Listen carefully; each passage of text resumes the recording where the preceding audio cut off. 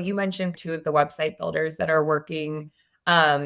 closely with Contra to manage their freelance workforce, one of them being Framer, who we work very closely with on a regular basis. And so about a year ago, we were talking to the Framer team, and they were just starting to use Contra to manage more of their contracts and to source freelancers. And there was a gap for them in thinking about how they built a pool of their best users, their partners, their experts, created this expert program of who are the best people that use Framer to deliver services, and then actually be able to provide that as both a kind of recognition point for the individuals that are using Framer regularly. And just for those that don't know, Framer is a low-code, no-code website builder that has very quickly